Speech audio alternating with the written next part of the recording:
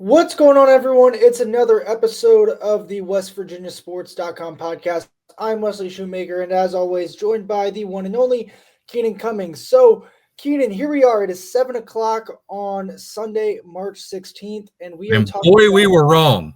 and we were both wrong. And West Virginia is not going to be playing in the NCAA tournament this year. The Mountaineers left out. They are the very first team out. So out of all the teams, they're the first team to be left out. If you were to add another team to the tournament, West Virginia would be in. But that's not how this thing works, and the Mountaineers are getting in. Teams that got in ahead of West Virginia of note, San Diego State, Xavier, Texas, and North Carolina. We will obviously dive into it all. But Keenan, you go first, and then I'll follow. What is your just blunt overall reaction to the Mountaineers not making it to the NCAA tournament? I don't usually get, I'm a pretty level-headed guy, but I mean, this is ridiculous. I mean, if you look by most of the metrics, I think I saw something earlier that West Virginia is now the first team that would, according to the Bracket Project, that did not make the field despite being unanimously projected in. I think it was 122 brackets on Bracket Matrix. They had 111 as of this morning, I believe. Yeah, something like that. So they're the first team not to make it. West Virginia wasn't just projected into the field. This wasn't something where, West Virginia was hanging on for dear life. They weren't even in most people's first four projections. They were solidly in as a 10 seed, according to pretty much any metric you can look at. And then, this happens. There's no other way to say it. It's a really bad break for West Virginia. They made history on the wrong side of history, but the first team to be unanimously projected in that did not make the field. It just sucks for the team, man. And you look at some of the key metrics for West Virginia. They stack up pretty favorably in the net. I know they took a hit losing to Colorado, but again, that was a quad 2 loss on a neutral floor. And if you look at, and I know everybody's going to immediately say, West Virginia lost their spot because of Colorado, and that could be true, but look at, it's not like winning leagues or going out early really bumped anybody else up or down the seed line. Michigan probably is underseeded despite winning the Big Ten tournament. So it's pretty clear that they didn't have a lot of weight on this when it comes to where guys were slotted. But I think, you look at those four teams, the last four teams that got in, I think despite their record, Texas deserves it. They have 7 quad 1 wins. They've played in a really tough league. I know they had a difficult stretch, but those other three teams, they have one less quad 1 win than West Virginia combined. North Carolina is 1-12. I know they played some really tough teams early, but come on, you had 13 opportunities, you got one win. Xavier's 1-9, and the talk, going into the Big East tournament was Xavier had to find a way to beat Marquette to get in the tournament.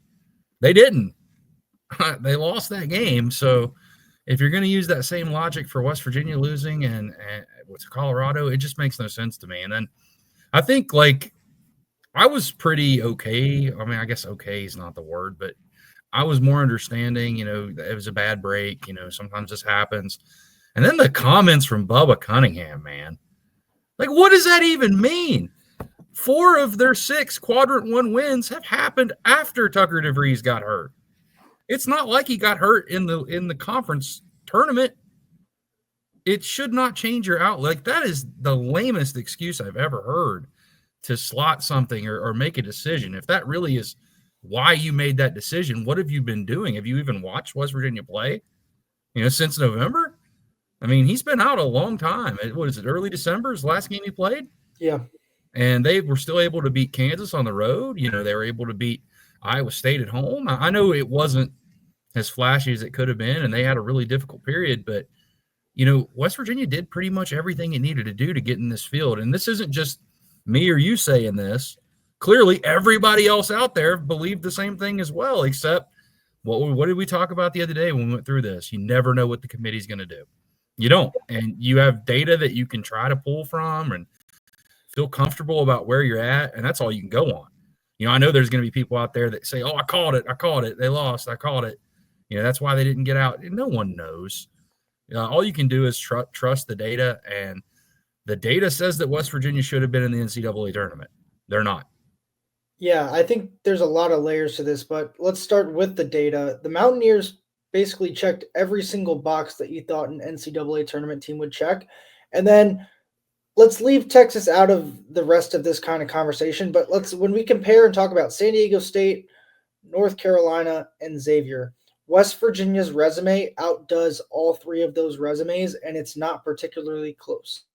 I get that North Carolina played a tough non-conference schedule. I mean, so did West Virginia. They had to play Gonzaga, Louisville, and Arizona, three NCAA tournament teams in 3 days, and they did so and took all three to overtime and won two of those games. North Carolina, they had every single opportunity. They played a Duke squad without Cooper Flagg the other night and still couldn't get that win on a neutral court in their home state of North Carolina. Like, if you want to talk about having opportunities and winning, West Virginia has won more quad one games in the last 2 weeks when they beat Utah on the road than North Carolina has as money all freaking season, Keenan. So that's the biggest one for me is North Carolina, because when you're West Virginia and you kind of compare side by side, yeah, UNC is better in the net, but they have one quad one win. They had 13 opportunities to get a quad one win, and they only did so once. And so when you see that, if you're a West Virginia, I don't know how that doesn't just fully on upset you. Head to head, like North Carolina went into Kansas and lost. West Virginia went into Kansas without Amani Hansberry and without Tucker DeVries and won. It's just like it's baffling, Keenan. It truthfully is, just because everything that we thought would happen didn't happen. Like, we thought North Carolina would probably be out, and they were in. And I fully respect the role and position that Bubba Cunningham, the North Carolina athletic director, has to play. He's the head of the NCAA selection committee, and it sucks for him that his team was on the bubble. However, no matter who you are, if you're a West Virginia fan, a Pitt fan, a UNC fan, like, no matter who your dog is in this fight here, it's hard to not point the finger at, oh, look whose team just scooted on by and scooted into this thing. It's the dude who ran this whole selection process. And that is probably a harder pill to swallow for most than West Virginia not making it. It's the fact that the dude who was in charge, his team made it and West Virginia's didn't. And regardless of what unfolds, I mean, it's just the optics of it, like you mentioned. I mean, obviously being associated with the school, he likely didn't have that big of a part in the whole deal, but it's just the optics. It looks bad, and it's going to make people that are pissed off even more pissed off, and you kind of go from there. But I want to go back to something you said. Yeah, we were wrong. I mean, I take ownership to that. Yeah. But I've done this, 15, 17 years covering the team, and every time I felt they were going to be in, they've been in. If I felt they were going to be out, they've been out. This is the first time that, not just me, pretty much everybody in college basketball is shocked by every pollster, every expert, every so-called bracketologist in the country had West Virginia playing basketball this week. West Virginia's not only not playing basketball, they didn't even make the first four. Like, they're completely out of this thing. And that was like the floor, I thought. I mean, that was an absolute floor. But here you go. I mean, it kind of, I guess, kicking back to what we discussed last time, I do think that, the comments, although I agreed with Darren DeVries, I thought they were in, once they got to 19 and 12. But, maybe that played a role in how they played, but who knows? It's a tough break for this basketball program. And especially the timing now with all the whispers and craziness going on out there. And we'll talk about that soon. But I think that any way you slice it, it sucks, man. It sucks for people like Javon Small, or Eduardo Andre. That's what I thought of immediately. Yeah. When they weren't in the field, that was my first thought. It just wasn't, well, why did North Carolina or Xavier get in? Because you mentioned North Carolina's resume. Xavier's is just as bad. Mm-hmm. I know they have wins, but they're 1-9 in quad one games, and it is what it is. But these are two guys that had made it clear all season they really wanted to play in the NCAA tournament. That's why they came to West Virginia. And then you're believing you're in, and then you find out you're not. That just sucks. And it sucks for people following college basketball that a guy like Javon Small is not going to be playing in the tournament. I mean, it's just sucks all around for West Virginia. There's no other way to slice it. Yeah, Javon Small's a guy who you see all these kind of like these legacy March Madness runs where dudes kind of just put a team on his back. He could very well have been capable of that, but also he's been doing that the entire season since Tucker DeVries went down. Like he has put this team on his back, and he willed West Virginia to a lot of victories that they probably wouldn't have gotten without him. And he deserved to be in the NCAA tournament. And it's unfortunate that he didn't. More stuff, Keno, on the numbers. I mean, Xavier's 45th in the net, West Virginia 51st, San Diego State 52nd. Xavier 1-9 in quad one games. West Virginia 6-10. San Diego State 3-6. San Diego State also has a quad three loss. Xavier and West Virginia don't have that. So I mean, like everywhere you look, it just doesn't really. It just doesn't add up. The biggest thing, I guess, is that 19 total of wins. I mean, West Virginia had 19, San Diego State 20, Xavier 21. I mean, we said this on Tuesday, Wednesday, whatever day it was, when West Virginia lost to Colorado, of they had the chance to kind of rubber stamp it and they couldn't. And now you're left wondering, and it's going to be a long few days. Now it's going to be a long few days, long few weeks, long a few months, because it's going to be a pretty crappy feeling for this group heading into whatever is next, and we can get into that if you want. But it's going to be a crappy feeling no matter how you slice it. Yeah, and you got to carry this now because, I mean, let's just say, Wes, do you think they should accept any kind of postseason play, an invitation? I mean, with the way that things happen now, I mean, my thoughts on this, if you asked me this 5 years ago, I say absolutely. Now with how the off season's just so quick and teams are basically being built every year, what's the point of playing unless you have a guy like Javon Small or somebody that really wants to play? I don't understand why he would, but maybe. But I what do you think? I mean, do you think that they should play any more basketball this year since now they're out of the field? Yes, but for a couple of reasons. The first is if you have the ability to go win the NIT and you can basically show it to everyone else, hey, we should have been in. I think that is, as much as you really can't get your redemption, that's about as close as you can to it. And as I think competitors want, they always want that kind of last chance to prove that they were right and others were wrong, especially when it's a very subjective committee like we have here. But secondly, I think it should be obviously, though, put up to the players. I'm not sure a coach or an AD or an administrator can decide this. I think this is something that Darren DeVries, Ren Baker kind of has to go to this team and say, what do you guys want to do? I think for a guy like Javon Small, he would obviously love to play in a tournament setting, but does he really want to still do that? It's hard to pick yourselves up off the mat here with how deflated you were and are from the news of this, of not making the tournament, and then say, you know what, let's try and regather our emotions, regather ourselves, and still bring that same intensity and fight when really we're not playing for much except pride. And that's the biggest thing, is how prideful is this group, and how much do you want to get a jump start on the off season, but also maybe what happens elsewhere in the college coaching ranks could have an impact on what happens here. Yeah, and you kind of segued perfectly into, I guess, how we'll close this video tonight. Obviously, the whispers are out there. It's heated up with Iowa kind of opening up their coaching situation. Indiana has been another job that Darren DeVries has been linked to. Right now, it is what it is. You know, there's not a lot of concrete information out there. Vernon, and we've reported as well, like that, West Virginia is obviously trying to work on an extension. We'll see where that goes. I think they're close to the finish line on that. Whether that gets done, who knows with what's going on. But this now moves this to the forefront. There is no backdrop of basketball, at least NCAA basketball, to discuss. So I think that, that's probably going to turn up, the heat on this one way or the other.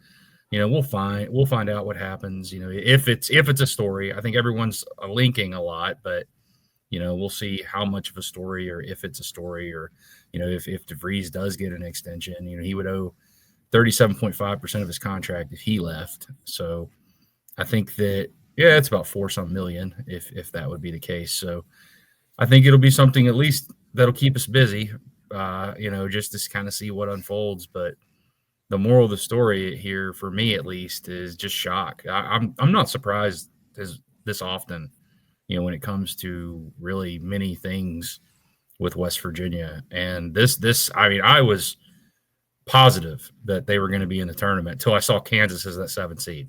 Yep. I mean, I thought they would get the last 10. I had actually told my wife that. I'm like, I think they'll be slotted as the last 10, just to kind of build the drama up a little bit even more. And as soon as I saw Kansas, I said, oh my gosh, they're going to be left out of the field. And yeah, it unfolded. I had that feel like going into the last region. It was either West Virginia, Oklahoma, or Arkansas is gonna be left out. And I was with a couple of friends of mine, and I said, I think West Virginia is probably still fine. I think they get the 10. And just like you, as soon as I saw Kansas, I turned, I said, West Virginia's not making it. And he didn't quite put the pieces together, obviously, as fast as you and I did.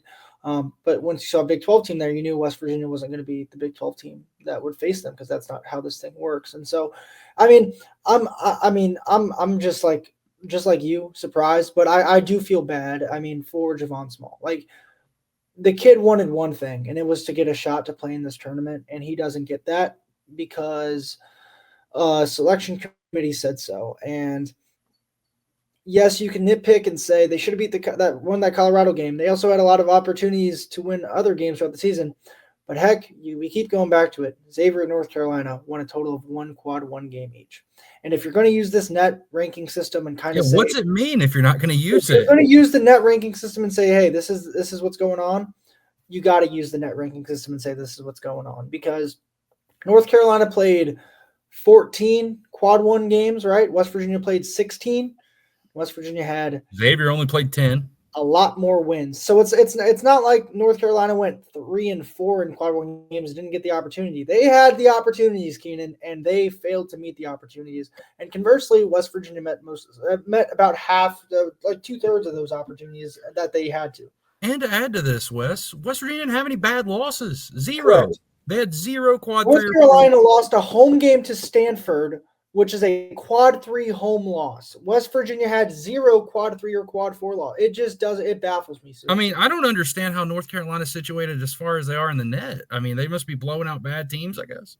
That's the only thing I can figure out. But yeah, West Virginia won a lot of close games. I know that hurts you in the net, but still, if you're gonna use the resumes, because what is the point? I'm still just completely surprised by what unfolded. Also, if you want to talk about strength of schedule, I'm looking at it now. West Virginia's net strength of schedule was 25th. And looking at North Carolina's, theirs was 42nd. And so, how about Xavier? Let's see. Xavier, I bet theirs is probably the lowest out of this group. Theirs was at 60th. See, Xavier almost bothers me more than North Carolina. I think so too. And let's talk about real quick. I looked this up right before we got on here. West Virginia and Xavier head to head. Xavier played at TCU and they lost 76-72. West Virginia lost at TCU 65-60, but they beat them back home in Morgantown 73-55. Xavier lost on the road to Cincinnati. West Virginia beat Cincinnati twice. I'm not sure how you can look at if you're going to try and compare teams and you don't look at head to head like that, I'm not sure what you're doing, because there's not really much more of a common denominator than what happens when teams B and C face Team A and who did better against Team A. And West Virginia did better than Xavier against those two teams. Yeah, it's unfortunate, especially, with some of the comments that DeVries had made that they were in. But yeah, I said earlier, though, I agree with him. I've completely agreed with him. So I think people are kind of blowing that up a little bit. And I think, the message you want to send to your team is maybe that had a role with what unfolded in Kansas City. But truthfully, myself, you, most people let's just say everybody that does this for a living, I already felt West Virginia was in. So it's just it's an unfortunate situation. It'll be a learning experience for everybody involved. And for West Virginia, you hope that continues in Morgantown. Yeah. So on that note, would you, if you're Darren DeVries or if you're Ren Baker, if you're the decision maker here, would you want them to continue playing into the NIT and be the 1 seed there, or would you say let's wrap this thing up and go home? Me, I think that you just go straight into roster building anymore.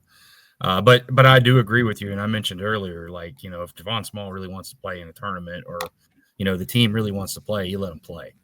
But I personally think you probably do yourself more of a favor just by kind of closing up shop, and you can win all the NITs and CBIs or whatever else. This question was, in fairness, I don't know who did it, but a few weeks ago on the board, I think someone posed the question of, would you rather West Virginia go one and done in the NCAA tournament or go win the NIT? And I know I responded to the thread. I'm not sure if you saw it, but I said making the tournament means more than winning the NIT. And I still believe that, even though West Virginia seems destined for the West Virginia has quite literally won the NIT, and it's not the same feeling. It's not the same. So I think that there's your answer. You could, I do agree with your point about trying to prove people wrong, but no one's going to care in the end. You're out of the field. There's nothing you can do about it.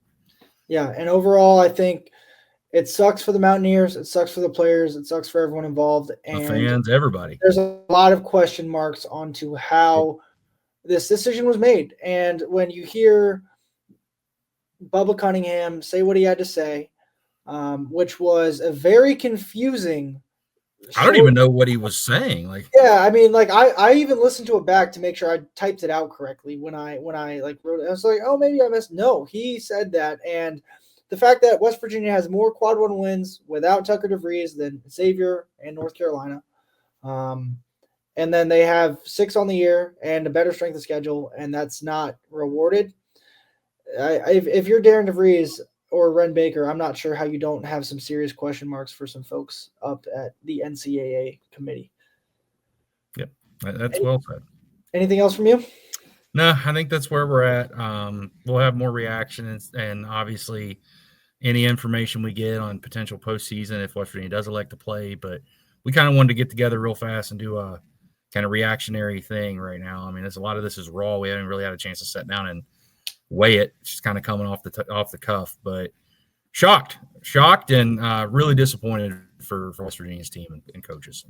Yeah, surely shocked, surely surprised, and we'll see where they go from here. So that'll do it for this episode of the WestVirginiaSports.com podcast. Obviously, a lot to talk about. Go hop on the Blue Lot if you are not already subscribed, and you can get to talking.